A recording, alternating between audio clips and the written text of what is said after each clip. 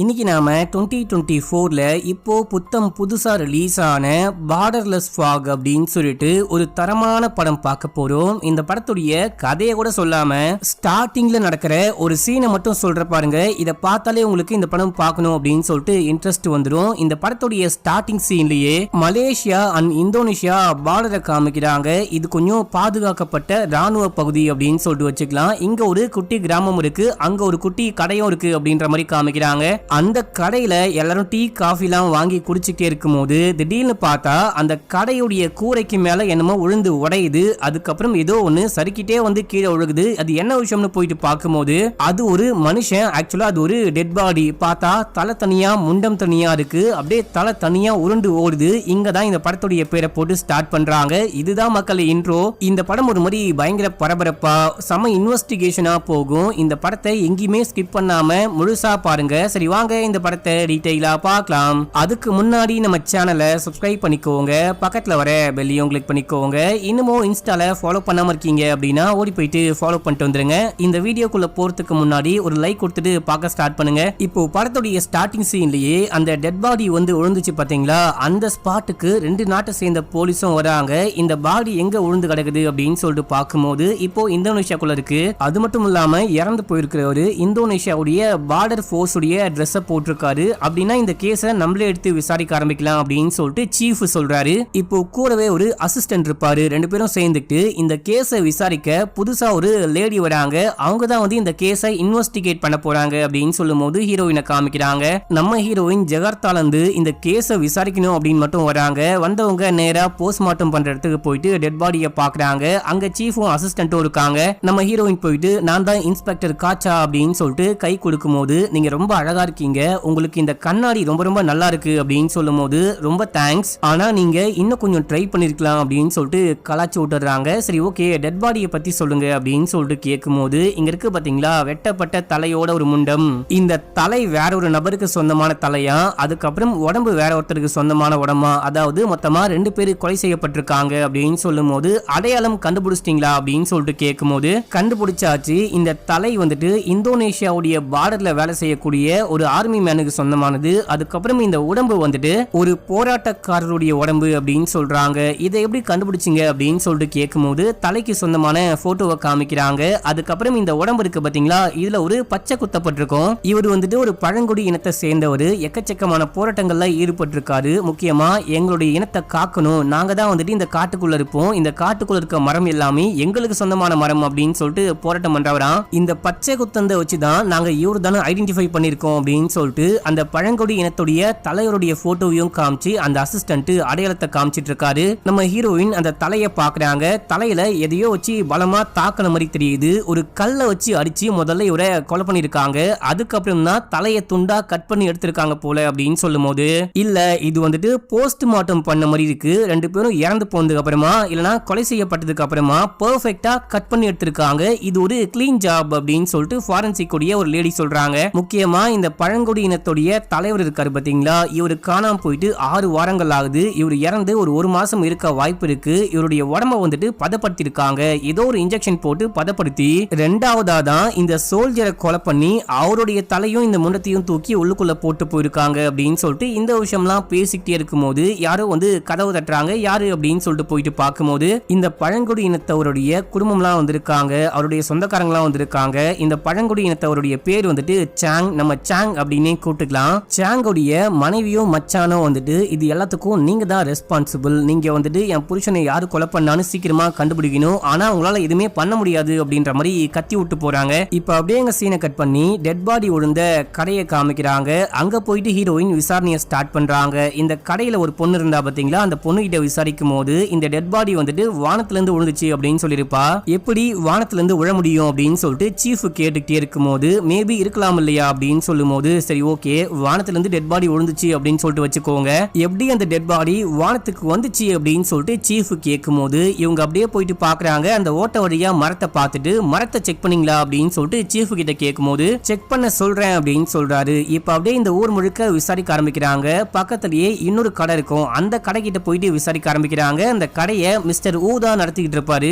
அவர்கிட்ட போயிட்டு இந்த சோல்ஜருடைய போட்டோவை காமிச்சு இவரை இதுக்கு முன்னாடி பாத்திருக்கீங்களா, முக்கியமா ஜூலை 17 17ஆம் தேதி பாத்தீங்களா அப்படின்னு சொல்லிட்டு கேட்கும்போது பார்த்தேன்னு தான் நினைக்கிறேன். இவர் வந்துட்டு அங்க இருக்கிற ஹாம்பாங் கோஸ்ட் பாருக்கு போனாருன்னு நினைக்கிறேன் அப்படின்னு சொல்லும் போது, யார் அந்த ஹாம்பாங் அப்படின்னு சொல்லிட்டு கேட்க, கம்யூனிஸ்ட பேய், இவங்க எல்லாரும் கம்யூனிஸ்ட் காரங்களா மக்களே, அந்த கம்யூனிஸ்டோடைய தலைவர் வந்துட்டு ஒரு பேயா இருக்காரு அப்படின்ற மாதிரி இவங்க நம்புறாங்க. அதாவது கம்யூனிஸ்டத்தை ஒரு பேய் தான் காப்பாத்திட்டு இருக்கு அப்படின்ற மாதிரி நம்புறாங்க. இப்ப அப்படியே சுத்தி முத்தி பார்க்கும்போது தூரத்துல ஏதோ ஒரு பில்டிங் இருக்கு. இது என்ன பில்டிங் அப்படின்னு சொல்லிட்டு கேட்கும்போது, நான் சொன்ன பாரே அதுதான். இங்க கொஞ்ச நாளைக்கு முன்னாடி, சில பல வருஷங்களுக்கு முன்னாடி அந்த பில்டிங்கை கட்டினாங்க. அது ஒரு ஃபேக்டரி. இந்த ஊர்ல இருக்க எல்லாருக்கும் வேலை வாய்ப்பு வழங்க போறோம் அப்படின்னு சொல்லிட்டு கவர்மெண்ட் கட்டினாங்க. எக்கச்சக்கமான கரப்ஷன். அதனால அந்த ஃபேக்டரியை கட்டாம அப்படியே விட்டாங்க. இப்போதைக்கு இங்க இருக்கிற எல்லாரும் அங்கதான் போயிட்டு குளிச்சுட்டு வராங்க. ஆனா நைட் டைம்ல மட்டும் அங்க யாருமே போக மாட்டாங்க அப்படின்னு சொல்லும் போது, எதுக்காக அப்படின்னு சொல்லிட்டு கேட்க, அங்கதான் அந்த பேய் இருக்கு அப்படின்னு சொல்லிட்டு எங்க எல்லாருக்கும் ஒரு நம்பிக்கை.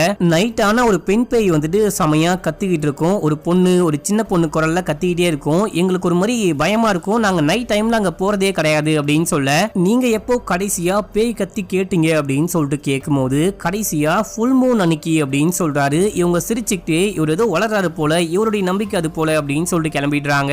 இப்போ கார்ல போயிட்டே இருக்கும்போது அந்த அசிஸ்டன்ட் போட்டோலாம் காமிக்கிறாரு. அந்த மரத்துடைய கிளைலாம் உடைஞ்சு போன மாதிரி இருக்கு. ஆனா கொஞ்ச நாளைக்கு முன்னாடியே உடைஞ்சு போன மாதிரி இருக்கு அப்படின்ற விஷயத்தை ஹீரோயின் நோட் பண்றாங்க. அந்த டெட் பாடி இங்க தொங்கிட்டு இருந்திருக்க வாய்ப்பு இருக்கு அப்படின்னு சொல்லும் போது, சரி ஓகே மேடம், எதுக்காக வேற ஒருத்தருடைய தலையும் வேற ஒரு முண்டத்தையும் அந்த கொலகாரன் ஒன்னா கனெக்ட் பண்ணி வச்சான் அப்படின்னு சொல்லிட்டு கேட்கும்போது, ரெண்டு பேருக்கும் ஏதோ ஒரு கனெக்ஷன் இருக்கு. அந்த கனெக்ஷனை கொலகாரன் கண்டுபிடிச்சிருக்கான். அது என்ன கனெக்ஷன் அப்படின்னு சொல்லிட்டு நம்மளும் கண்டுபிடிச்சா கொலகாரனை கண்டுபிடிக்க வாய்ப்பு இருக்கு அப்படின்னு சொல்லிட்டு இங்க இருந்து கிளம்பி ஆர்மி பேஸுக்கு போயிட்டு ஆர்மியோடைய சீஃபை மீட் பண்றாங்க. இந்த சீஃபும் நம்ம ஹீரோனுடைய அப்பாவும் பெஸ்ட் ஃப்ரெண்ட்ஸா. உன்னை பாப்பன்னு சொல்லிட்டு நான் எதிர்பார்க்கவே இல்லை. பரவாயில்ல, எப்படியோ பார்த்துட்டேன். நீ ரொம்ப ரொம்ப அழகா இருக்க.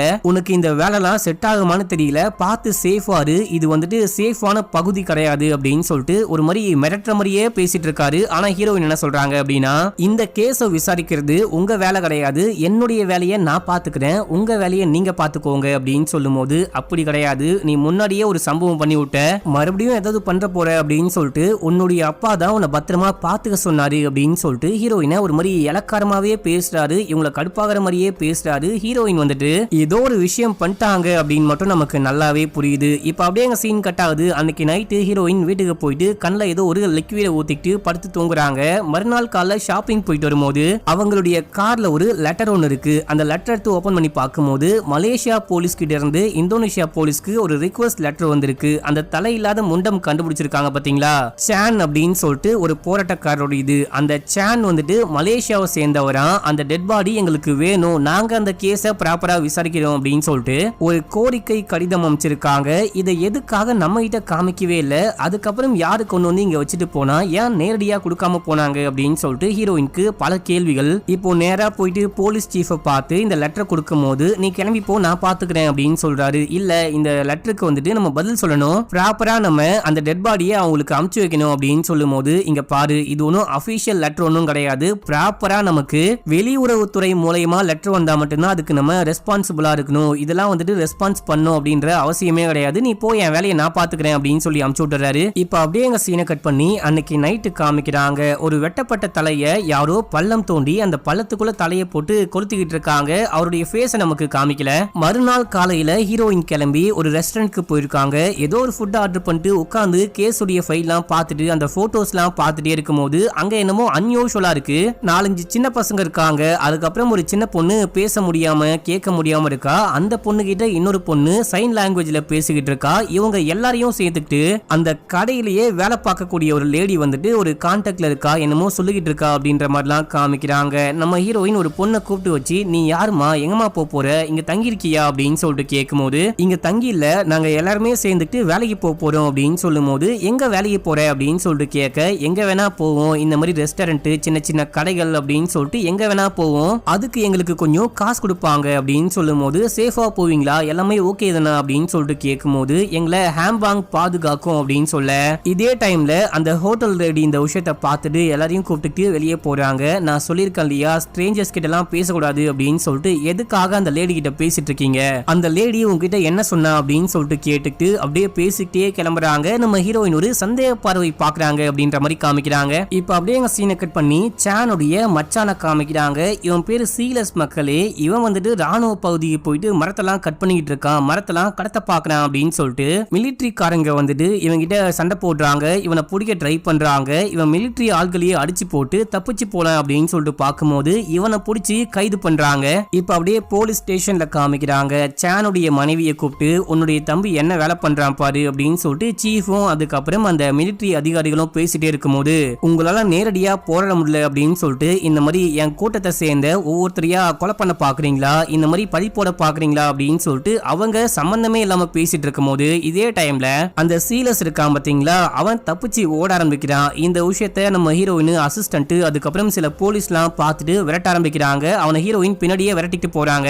அவன் ஒரு தண்ணி பக்கமா போயிட்டு தப்பிச்சு போகலாம் அப்படின்னு சொல்லிட்டு ட்ரை பண்ணும்போது அவனை சுத்தி வளைச்சு ஹீரோயின் கன் பாயிண்ட்ல பிடிக்கிறாங்க. இவனை பிடிச்சி கொண்டு போயிட்டு அந்த அசிஸ்டன்ட் இருக்காரு பாத்தீங்களா, அவரு பொலன்னு வளர்க்கிறாரு. நம்ம தான் இவனை புடிச்சிட்டோம் இல்லையா, எதுக்காக அடிச்சுக்கிட்டு இருக்க அப்படின்னு சொல்லிட்டு இவன் வந்துட்டு ஒரு அறிக்கை கொடுத்திருப்பான். அதை அப்படியே உண்மையான கேட்க ஆரம்பிக்கிறாங்க. மிலிட்டரி பேஸ்குள்ள போயிட்டு அந்த மரக்கட்டையெல்லாம் கடத்த பாத்தியா அப்படின்னு சொல்லிட்டு கேட்கும்போது அது எல்லாமே எங்களுக்கு சொந்தமான மரக்கட்டை, நாங்க கொண்டு போனா அது கடத்தல அப்படின்னு சொல்லிட்டு அவன் ஒரு கேள்வி கேட்கறான். இதெல்லாம் எதுக்காகடா பண்ற, எதுக்காக போயிட்டு சண்டை போடுற அப்படின்னு சொல்லிட்டு கேட்கும்போது இது எல்லாமே எங்களுக்கு சொந்தமானது, அது மட்டும் இல்லாம மிலிட்டரிக்காரங்க தான் என்னுடைய மச்சான கொலை பண்ணிட்டாங்க, அதுக்காக நான் பழி வாங்காம விடமாட்டேன் அப்படின்னு சொல்லும் போது நீ போயிட்டு யார கொலை பண்ண போற அப்படின்னு சொல்லிட்டு இந்த அசிஸ்டன்ட் சீலஸ அடிக்க பாயும் போது நம்ம ஹீரோயின் ஒரு வெளியே கூட்டின்னு வந்து எதுக்காக இந்த மாதிரி பண்ணிக்கிட்டு இருக்க, அவன் தான் எல்லாத்தையுமே ஒத்துக்கிறானே அப்படின்னு சொல்லும் போது எனக்கு தெரிஞ்ச வரைக்கும் இவன் தான் என்னுடைய மச்சான் சேனை கொலை பண்ணிட்டு அந்த கூட்டத்துக்கு ஹெட்டாவை ட்ரை பண்ணிட்டு இருக்கான் போல அப்படின்னு சொல்லும் போது அது உன்னுடைய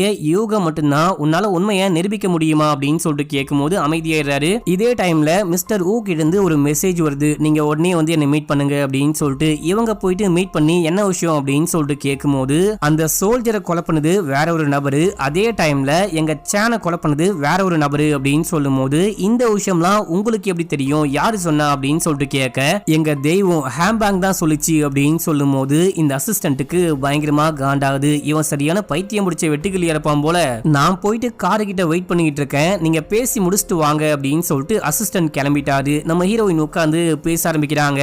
உங்களுடைய தலைவர் தானே இந்த சாங் எதுக்காக போராட்டம்லாம் பண்ணாரு அப்படின்னு சொல்லிட்டு கேட்கும்போது கவர்மெண்ட்டும் சில பிரைவேட் கம்பெனியும் சேர்ந்துட்டு இந்த காட்டை அழிச்சு பெரிய பெரிய பாம் பிளான்டேஷன்லாம் பண்ணலான்னு இருந்தாங்க. அப்படி அந்த பிளான்ட்டை கட்டி முடிச்சாங்க அப்படின்னா எக்கச்சக்கமா தண்ணி வேஸ்ட் ஆகும், காட்டுக்குள்ள இருக்க விலங்குகள் பாதிக்கப்படும், அதுக்கப்புறம் எங்க வாழ்வாதாரமே பாதிக்கப்படும் அப்படின்னு சேன் போராடினாரு. அநியாயமா கடைசியா சேனையே கொலை பண்ணிட்டாங்க அப்படின்னு சொல்லும் போது இதே டைம்ல ஹீரோயினுக்கு கண்ணுல என்னமோ ஆகுது. நம்ம ஹீரோயினுக்கு கண்ணுல ஒரு ப்ராப்ளம் இருக்கும், அதுக்காகவே கண்ணாடி போட்டிருப்பாங்க.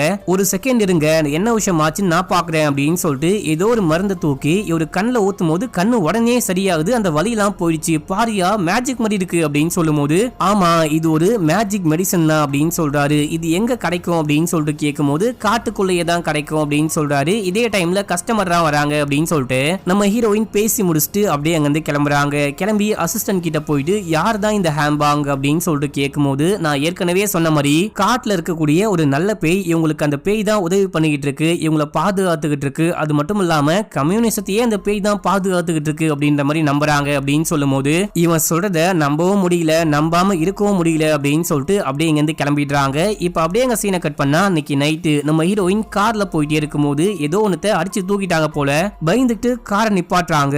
காரை நிப்பாட்டிட்டு பின்னாடி பக்கமா போயிட்டு பார்க்கும்போது ஒரு சின்ன மேடு மாதிரி இருக்கு, அந்த மேட்டுக்கு மேல ஏத்தி இறக்கி இருக்காங்க, அதுதான் எதையோ அடிச்சு தூக்குன மாதிரி இருந்திருக்கு. தம்மா துண்டு மேடா, இதுக்கு போயிட்டு பயந்து போயிட்டுமே அப்படின்னு சொல்லிட்டு கிளம்புறாங்க. இப்ப அப்படியே எங்க சீனை கட் பண்ணி அந்த சின்ன பொண்ணுங்களையும் அதுக்கப்புறம் அந்த கடைக்கார லேடியும் காமிக்கிறாங்க. இந்த லேடி எல்லா பெண் குழந்தைங்களையும் கூட்டு ஒரு வண்டிக்குள்ள போட்டுட்டு எங்கேயோ வண்டியை ஓட்டிட்டு போயிட்டு இருக்கா. இது வந்துட்டு பாத்தீங்கன்னா மலேசியா இந்தோனேஷியா பார்டர் மாதிரி தெரியுது. அந்த பார்டர் காட்டு பகுதியில வண்டி போயிட்டே இருக்கும் போது ஒரு பொண்ணு மட்டும் கண்ணை முடிக்கிறா. மேடம் இந்த பக்கம் எங்க போயிட்டு இருக்கீங்க அப்படின்னு சொல்லிட்டு கேட்கும் போது எல்லாமே சேஃப் தான், நீ கண்ணை மூடி தூங்கு அப்படின்னு சொல்ல இதே டைம்ல இந்த பொண்ணு ஹெட்போன் மாட்டிக்கிட்டு போன் பேசிக்கிட்டே போயிருப்பா. போன்ல யாரோ என்னாச்சு எல்லாமே ஓகேவா அப்படின்னு சொல்லிட்டு கேட்கும் போது பெண்கள்ல ஒரே ஒரு பொண்ணு மட்டும் கண்ணை முடிச்சுட்டா. எல்லாமே சேஃப் தான், நீ சொன்ன ஸ்பாட்டுக்கு வந்துட்டேன், எப்போ வந்து இந்த பெண்களை கூட்டிட்டு போவ அப்படின்னு சொல்லிட்டு கேட்டுக்கிட்டே வண்டியை விட்டு கீழே இறங்கும் போது அங்க யாரோ வராங்க, இந்த பொண்ணை அட்டாக் பண்ண ஆரம்பிக்கிறாங்க. இப்போ இந்த லேடி வண்டிக்குள்ள போயிட்டு என்ன காப்பாத்துங்க, யாரோ வண்டிக்கு மேல இருக்காங்க, என்ன காப்பாத்துங்க காப்பாத்துங்க அப்படின்னு சொல்லும் போது இந்த லேடியை அப்படியே இழுத்து யாரோ கொலை பண்றாங்க. அவங்க கத்துற சவுண்ட் மட்டும் கேக்குது. இப்ப அப்படியே 3 நாட்களுக்கு பிறகு அப்படின்னு சொல்லிட்டு காமிக்கிறாங்க. இந்த காட்டை சேர்ந்த பழங்குடியின மக்கள்லாம் சேர்ந்துட்டு தேனை கலெக்ட் பண்ணலாம் அப்படின்னு சொல்லிட்டு வரும்போது அங்க அந்த லேடி லேடியோடைய துண்டான தலை மட்டும் இருக்கு. முடிய மட்டும் ஒரு மரத்துடைய கிளையில கட்டி தொங்க விட்டு அந்த பொண்ணுடைய வாயில போனை சொறி வச்சுட்டு போயிருக்கான் அந்த கொலைகாரன். இந்த விஷயத்தை பார்த்தவங்க போலீஸ்க்கு தகவல் கொடுக்குறாங்க. போலீஸும் ஸ்பாட்டுக்கு வந்து விசாரணை ஆரம்பிக்கிறாங்க. நம்ம ஹீரோயின் இந்த தலையை பார்த்தோன்னே, இந்த லேடியை நான் முன்னாடியே பார்த்திருக்கேன், ஒரு ரெஸ்டாரண்ட்ல வச்சு சின்ன சின்ன பெண்களை கூப்பிட்டு எங்கேயோ போயிட்டு இருந்தா, இந்த பொண்ணை யாரு கொலை பண்ணா அப்படின்னு சொல்லிட்டு யோசிக்கும் போது அந்த வாயில ஒரு போன் இருக்கு பாத்தீங்களா, அந்த போனு இந்த லேடியோடைய போன் தான். இந்த போனுக்கு எக்கச்சக்கமான மெசேஜ் வந்துட்டே இருக்கு. இப்போ இந்த போனை கலெக்ட் பண்ணி போனுக்குள்ள என்ன விஷயம் இருக்கு அப்படின்னு சொல்லிட்டு பார்க்கும்போது இந்த பொண்ணு ஒரு பழங்குடியினத்தை சேர்ந்தவர் கூட போட்டோ எடுத்திருக்கா. யார் இந்த ஆளு அப்படின்னா இன்னும் கண்டுபிடிக்கப்படலையா. ஆனா இந்த பையனுடைய டெட் பாடியை தான் மலேசியா போலீஸ் கண்டுபிடிச்சிருக்காங்க. அது மட்டும் இல்லாம அந்த காட்டுவாசியுடைய தலையை இன்னும் கண்டுபிடிக்க முடியல. உங்க ஊரு பக்கம் உங்க நாட்டு பக்கம் இந்த தலை இருந்தா எங்களுக்கு அமுச்சு விடுங்க, இவர் யாரு என்ன அப்படின்னு சொல்லிட்டு எதுவுமே எங்களுக்கு தெரியாது அப்படின்னு சொல்லிட்டு மலேசியா போலீஸ் கிட்ட இருந்து ஒரு தகவல் இந்தோனேஷியா போலீஸ்க்கு கிடைச்சிருக்கு அப்படின்ற விஷயத்த ஹீரோயின் சொல்றாங்க. அது மட்டும் இல்லாம இந்த லேடி இருக்கா பாத்தீங்களா, இவ வந்துட்டு ஸ்டார்டிங் சீன்ல ஒரு மொட்டை ஆர்மி மேன் இறந்து போனாரு பாருங்க, இவங்களுக்கு தலை மட்டும் கிடைச்சிருக்கும். அந்த ஆர்மி மேனுக்கு எக்கச்சக்கமா மெசேஜ் பண்ணிருக்கா. அதுவும் கோட் வேர்ட்ல நான் வரேன், வரமாட்டேன், அங்க வந்து நிப்பேன், இங்க வந்து நிப்பேன் அப்படின்னு சொல்லிட்டு கோட் வேர்ட்ல பேசியிருக்காங்க. அதுக்கப்புறம் ஒரு ரவுடியோடைய போட்டோ, அந்த ரவுடி கூட இந்த லேடி எக்கச்சக்கமான வாட்டி போட்டோ எடுத்திருக்காங்க. அந்த ரவுடிக்கும் இந்த லேடிக்கும் கூட என்னமோ ஒரு கனெக்ஷன் இருக்கு.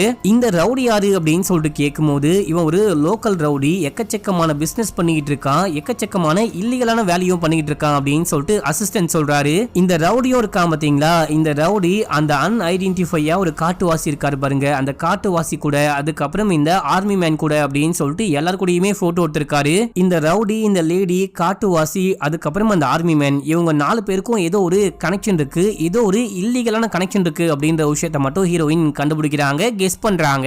இந்த ரவுடி பையன் உயிரோட இருக்கான அப்படின்னு சொல்லிட்டு கேட்கும்போது இருக்கான் அப்படின்ற விஷயத்தை அசிஸ்டன்ட் சொல்லும் போது நம்ம முதல்ல போயிட்டு இந்த ரவுடி பையனை விசாரிக்கணும் அப்படின்னு சொல்ல இப்ப அப்படியே சீஃப் உள்ளுக்குள்ள வராரு. ஒரு பொண்ணுடைய போட்டோவை காமிச்சு இந்த பொண்ணு எங்க இருக்கான்னு விசாரிச்சு கண்டுபிடிங்க, இந்த பொண்ணுக்கும் இந்த கேஸுக்கும் ஏதோ ஒரு தொடர்பு இருக்குமோ அப்படின்னு சொல்லிட்டு எனக்கு ஒரு சந்தேகம். ஏன் அப்படின்னா அந்த ஹோட்டல் லேடி இந்த சின்ன சின்ன பெண்களை கடத்திக்கிட்டு போக ட்ரை பண்ணா பாத்தீங்களா, இவங்க எல்லாருக்குமே போலி பாஸ்போர்ட், போலி விசாலாம் யாரு வாங்கி கொடுத்தா அப்படின்னா இந்த பொண்ணு தான். மத்த எல்லா கேஸையும் விட்டு முதல்ல இந்த பொண்ணு யாரு, இப்ப இந்த பொண்ணு எங்க இருக்கான்னு கண்டுபிடி அப்படின்னு சொல்லிட்டு சீஃப் போகும்போது இது இப்போ முக்கியம் கிடையாது, நம்ம முதல்ல போயிட்டு ரவுடியை கண்டுபிடிக்கலாம் அப்படின்னு சொல்லிட்டு நம்ம ஹீரோயின் அசிஸ்டன்ட கூப்பிட்டு இங்க இருந்து கிளம்புறாங்க. நேரா போயிட்டு அந்த ரவுடியை பிடிக்கலாம் அப்படின்னு சொல்லிட்டு ட்ரை பண்ணும்போது ரவுடியோட ஆளு போலீஸையே அடிக்க ட்ரை பண்ணும்போது 2 பேரையும் அரெஸ்ட் பண்ணி கூட்டிட்டு வராங்க. இப்போ ஸ்டேஷனுக்கு கூட்டிட்டு வந்து விசாரிக்க ஆரம்பிக்கிறாங்க. உன் மேல மரம் கடத்தின கேஸ், பொண்ணு கடத்தின கேஸ், மனுஷனை கடத்தின கேஸ், அப்படி இப்படின்னு சொல்லிட்டு எக்கச்சக்கமான கேஸ் இருக்கு. நீ எப்போத்துல இருந்து இந்த விமன் டிராபிகிங் பண்ண ஆரம்பிச்ச, பெண்களை கடத்தி எப்பத்துல இருந்து விற்க ஆரம்பிச்ச அப்படின்னு சொல்லிட்டு கேட்கும்போது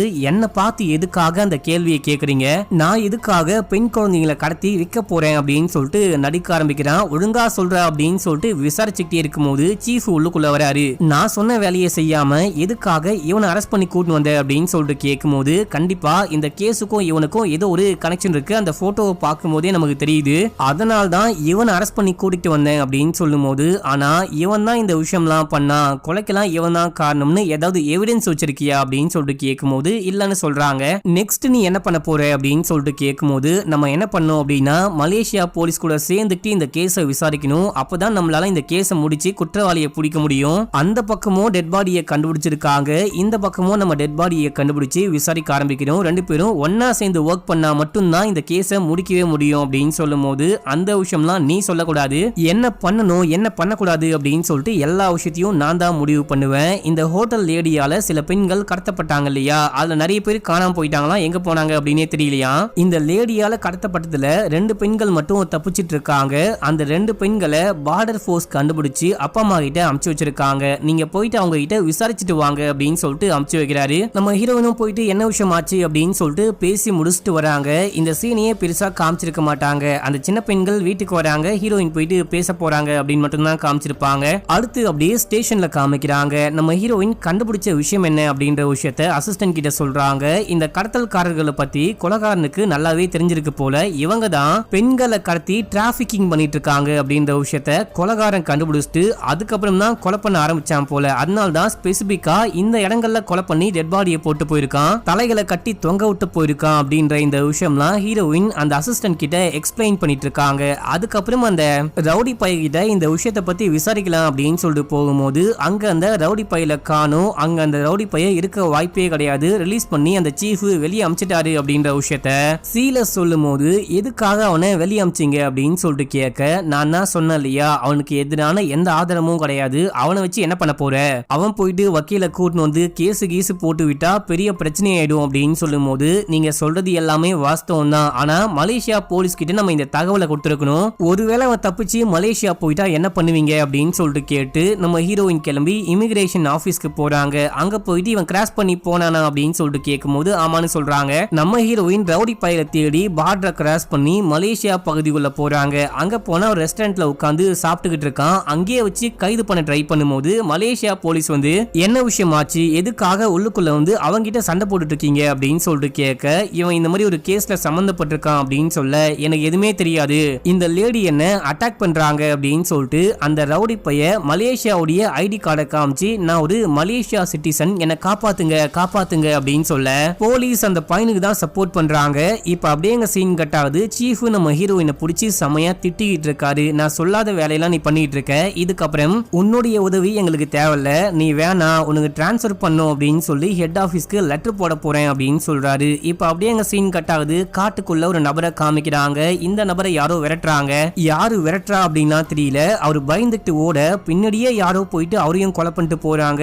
இந்த விஷயம் போலீஸ்க்கு தெரிய வந்து போலீஸும் வந்து விசாரணை ஆரம்பிக்கிறாங்க. இதே டைம்ல நம்ம ஹீரோயின் அந்த லேடியால கடத்தப்பட்டுட்டு போன இன்னொரு பொண்ணை போயிட்டு மீட் பண்றாங்க. மீட் பண்ணும்போது அன்னைக்கு நைட்டு எங்க எல்லாரையும் அந்த லேடி வண்டிக்குள்ள உட்கார வச்சு கூட்டிட்டு போனா, இன்னைக்கு நைட்டு மட்டும் நம்ம இங்க ஸ்டே பண்ணிட்டு அதுக்கப்புறம் போலாம் அப்படின்னு சொல்லிட்டு ஒரு வேர் ஹவுஸ்ல ஸ்டே பண்ண வச்சா, அங்கதான் எனக்கு இந்த விஷயம் கிடைச்சது. இதை பார்க்கும்போது ரொம்ப அழகா இருக்கு அப்படின்னு சொல்லிட்டு எடுத்து வச்சுக்கிட்டேன். எனக்கு ரொம்ப பிடிச்சது. ஒரு நபர் கூட வந்து இது எனக்கு வேணும், இது எனக்கு சொந்தமானது அப்படின்னு சொல்லிட்டு கேட்டாரு. நான் தான் கொடுக்க மறுத்துட்டேன் அப்படின்னு சொல்லும் போது, அந்த நபர் எப்படி இருந்தாரு அப்படின்னு சொல்லிட்டு கேட்கும் போது இருட்டா இருந்துச்சு, அது யாருன்னு நான் பார்க்கல அப்படின்னு சொல்லும் போது, இது வந்துட்டு பாத்தீங்கன்னா இந்த காட்டுவாசி மக்கள்லாம் கழுத்துல மாட்டிட்டு சுத்தக்கூடிய ஒரு செயின் மாதிரியான விஷயம், இதை நம்ம எங்கேயோ பார்த்திருக்கமே யோசிக்கிறாங்க.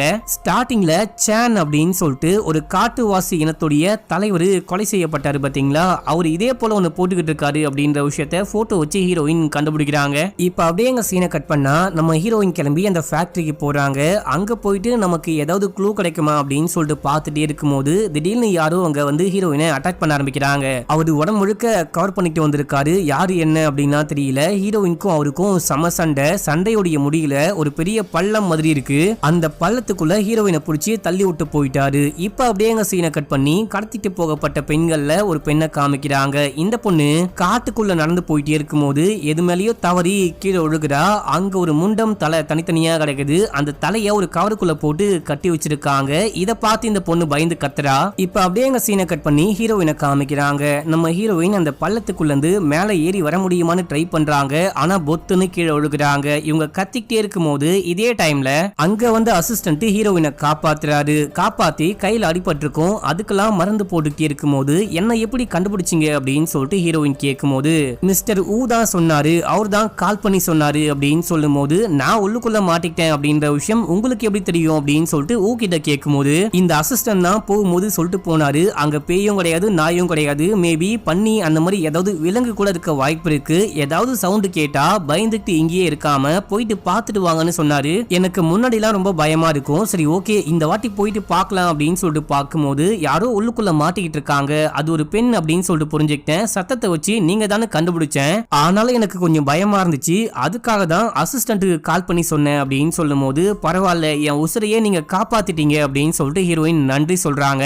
இப்ப இந்த அசிஸ்டன்ட் இருக்காரு பாத்தீங்களா, இவரு இந்த பழங்குடியின மக்களை சேர்ந்தவர் தான். இவர் எப்படியோ படிச்சு போலீஸ் ஆயிட்டு இருக்காரு. இந்த விஷயம்லாம் இப்பதான் ஹீரோயினுக்கு தெரிய வருது. உங்களை பார்த்தாலே எனக்கு பெருமையா இருக்கு. ஒரு பக்கம் உங்க இனத்தை சேர்ந்தவங்க எங்க காட்டை காப்பாத்தணும் அப்படின்னு சொல்லிட்டு போராடிட்டு இருக்காங்க, நீங்க நாட்டை காப்பாத்த போலீஸ் ஆயிட்டீங்க அப்படின்னு சொல்லிட்டு பாராட்டுறாங்க. இதே டைம்ல மத்த போலீஸ்லாம் சேர்ந்துட்டு காட்டுக்குள்ள ஒரு குட்டி பொண்ணு டெட் பாடியை பார்த்து கத்தி பயந்து ஓடுனா பாத்தீங்களா, அந்த டெட் பாடியை போலீஸ் கண்டுபிடிக்கிறாங்க. ஆனா அந்த குட்டி பொண்ணை காணுமா, அந்த பொண்ணை காணும் அப்படின்னு சொல்லிட்டு ராணுவம் போலீஸ் பொதுமக்கள் அப்படின்னு சொல்லிட்டு எல்லாரும் தேடி காட்டுக்குள்ள போறாங்க. காட்டுக்குள்ள அந்த மிஸ்டர் ஊவும் கிளம்பும் போது அப்போ ஹீரோயின் மிஸ்டர் ஊவை கூப்பிட்டு, நீங்க வந்துட்டு 17ஆம் தேதி நைட்டு என்ன பண்ணிட்டு இருந்தீங்க அப்படின்னு சொல்லிட்டு கேக்குறாங்க. அதாவது முதல்ல டெட் பாடியை கண்டுபிடிச்சாங்க பாத்தீங்களா, அன்னைக்கு நைட் நீங்க எங்க இருந்தீங்க அப்படின்னு சொல்லிட்டு கேட்கும்போது அவர் எதுவுமே பேசாம சிரிச்சுக்கிட்டே அங்கிருந்து கிளம்புறாரு. இப்ப அப்படியே சீன் கட் ஆகுது. சீஃப் நம்ம ஹீரோயினை கூப்பிட்டு வச்சு இவங்க என்னெல்லாம் பண்றாங்களோ எல்லா விஷயத்தையுமே சொல்லி சொல்லி நான் சொல்லாத விஷயம்லாம் நீ பண்ணிட்டு இருக்க,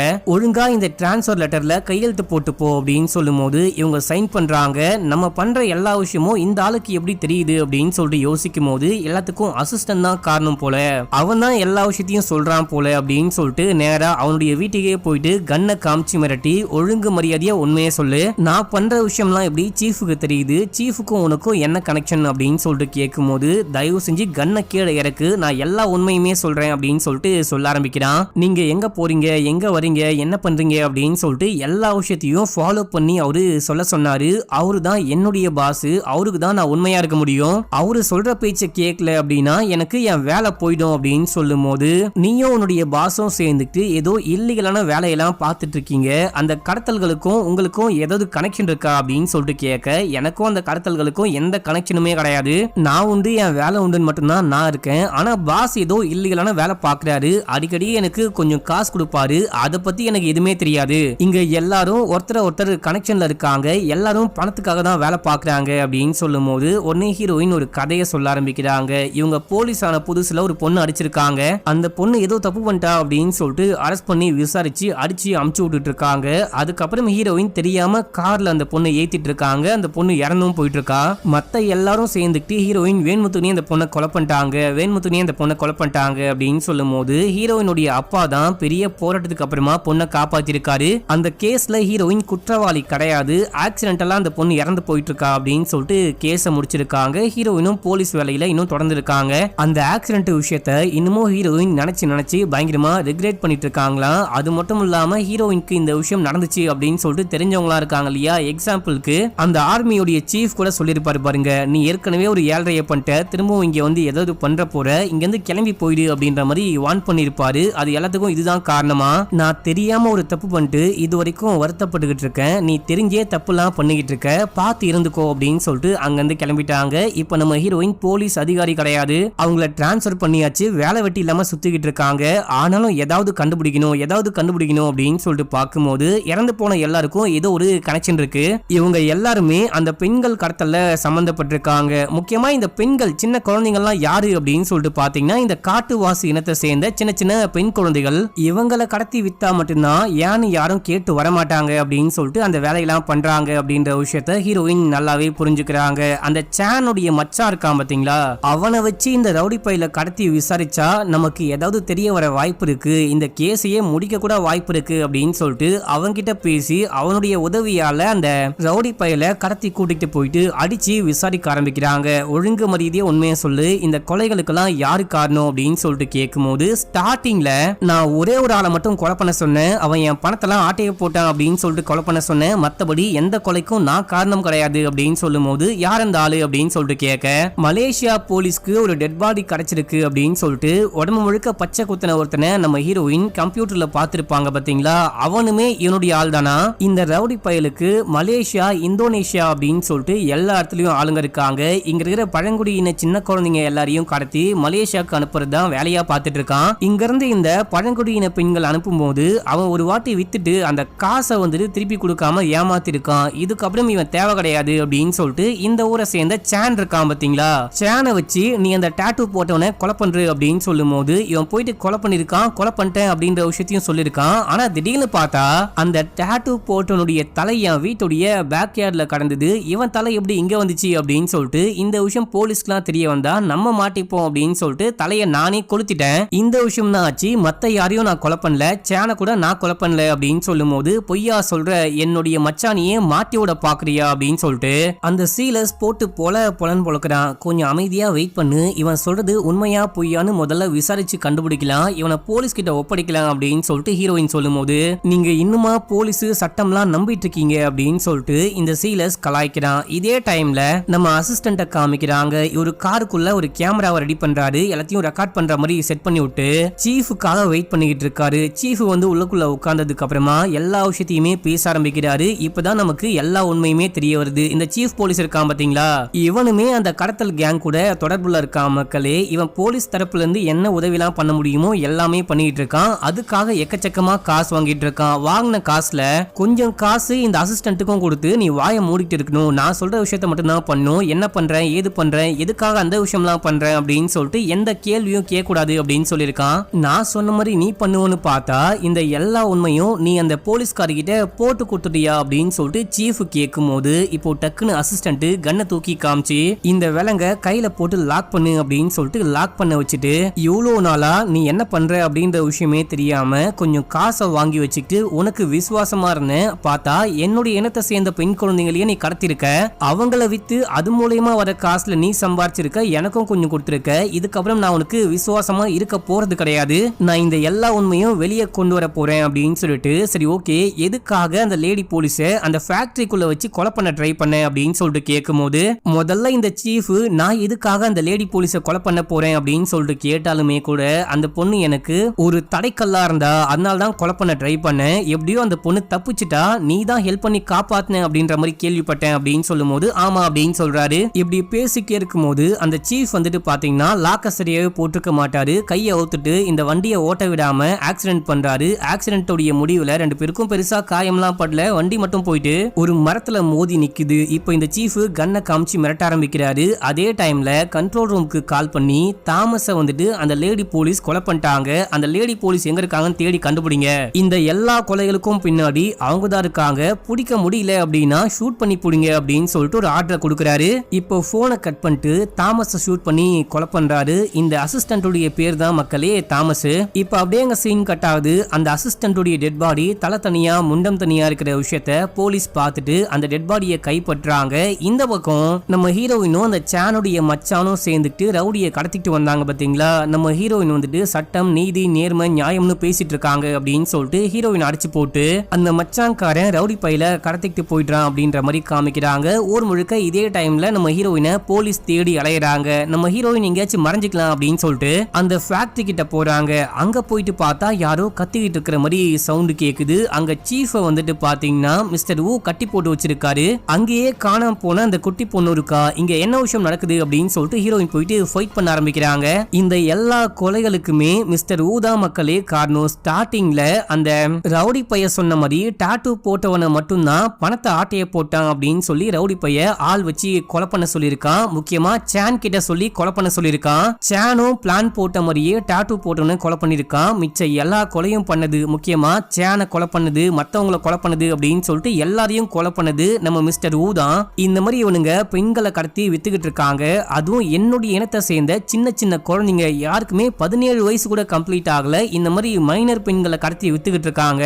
இத பார்த்துட்டு என்னால எப்படி சும்மா இருக்க முடியும் அதனால தான் இந்த மொத்த நெட்வொர்க்கையே அழிக்கணும் அப்படின்னு சொல்லிட்டு கொலை பண்ணிக்கிட்டு இருக்கேன் அப்படின்னு சொல்றாரு. அவனை சும்மா விடாத அவனை ஏதாவது பண்ணு ஷூட் பண்ணு அப்படின்னு சொல்லி சீஃப் இந்த மிஸ்டர் ஊ கட்டி போட்டு வச்சிருப்பாரு. அந்த சீஃப் கத்திக்கிட்டே இருக்கும் போது உன்னை முதல்ல கொலை பண்ணுண்டா அப்படின்னு சொல்லிட்டு மிஸ்டர் ஊ சீஃப் உடைய கழுத்தறுத்து கொலை பண்ணிட்டு தப்பிச்சு ஓடிடுறாரு. நம்ம ஹீரோயின் பிடிக்க ட்ரை பண்றாங்க ஷூட் பண்ண ட்ரை பண்றாங்க. அவர் எங்க போனாரு அப்படின்னே தெரியல. நம்ம ஹீரோயின் இந்த குட்டி பொண்ணை மட்டும் காப்பாத்துறாங்க. இந்த குட்டி பொண்ணு டெட் பாடியை பார்த்துட்டு காட்டுக்குள்ள ஓடும் போது எங்கேயோ தவறி விழுந்துட்டு இருக்கா மயக்கமாயிட்டு இருக்கா. இந்த பொண்ணை வந்துட்டு பாத்தீங்கன்னா மிஸ்டர் ஊ தான் கண்டுபிடிச்சு சேஃபா பாத்துருக்காரு. இப்போ நம்ம ஹீரோயின் இந்த பொண்ணை கூட்டிட்டு போறாங்க. அதுக்கப்புறம் இந்த கடத்தல்களுக்கெல்லாம் இந்த ரவுடி பைய தான் காரணம் அப்படின்னு சொல்லிட்டு பேட்டிலாம் கொடுத்துக்கிட்டு இருக்காங்க. மீடியாக்கெல்லாம் இந்த விஷயம் தெரிய வருது. அந்த மிஸ்டர் ஊ எங்க போனாரு அப்படின்னு சொல்லிட்டு அவரை போலீஸ் டீம் தேடி அலைஞ்சுகிட்டு இருக்காங்க அப்படின்ற மாதிரி காமிக்கிறாங்க. இப்போ நம்ம ஹீரோயினுக்கு டிரான்ஸ்பர் கிடைச்சிருச்சு பாத்தீங்களா. இவங்க கிளம்பி வேற ஊருக்கு போறாங்க. போற வழியில பார்த்தா ஒரு இடத்துல மக்கள் கூட்டமா இருக்காங்க. என்ன அப்படின்னு சொல்லிட்டு போயிட்டு பார்க்கும்போது அங்க ஒரு தலை துண்டா தொங்கிட்டு இருக்கு. மறுபடியும் ஊ வந்துட்டு கொலை பண்ணிட்டு இருக்காரு போல. இன்னமும் இந்த டீம்ல அந்த பெண்களை கடத்தி விக்கிற கேங்ல இன்னும் சில பேரு மிச்சம் இருக்காங்க போல. எல்லாரையும் அழிக்காம விடமாட்டேன் அப்படின்ற மாதிரி கொலை பண்ணி அந்த தலையை தொங்க விட்டு வச்சிருக்காரு. நம்ம ஹீரோயின் பார்த்துட்டு இருக்காங்க. இதோட இந்த படத்துடைய ஸ்டோரியும் முடிக்கிறாங்க. மேபி இந்த படத்துக்கு செகண்ட் பார்ட் வர எக்கச்சக்கமான வாய்ப்பு இருக்கு மக்களே. யாருக்கெல்லாம் செகண்ட் பார்ட் வேணும் அப்படின்னு சொல்லிட்டு கீழே கமெண்ட் பண்ணுங்க. அதுக்கப்புறம் உங்களுக்கு இந்தியன் படம் பிடிச்சிருக்கா இல்லனா இங்கிலீஷ் படம் பிடிச்சிருக்கா அப்படின்னு சொல்லிட்டு மறக்காம கமெண்ட்ல சொல்லுங்க. இந்தியன் படம் பிடிச்சிருந்தா இந்தியான்னு போடுங்க. இங்கிலீஷ் படம் பிடிச்சிருந்தா இங்கிலீஷ்னு போடுங்க. முக்கியமா இந்த படம்லாம் நீங்க மிஸ் பண்ணாம பார்க்கணும் அப்படின்னா நம்ம சேனலை சப்ஸ்கிரைப் பண்ணிக்கோங்க. பக்கத்துல வர பெல்லையும் கிளிக் பண்ணிக்கோங்க. இன்ஸ்டால ஃபாலோ பண்ணாதவங்க ஓடி போயிட்டு ஃபாலோ பண்ணிட்டு வந்துருங்க. ஓகே மக்களே பாய்.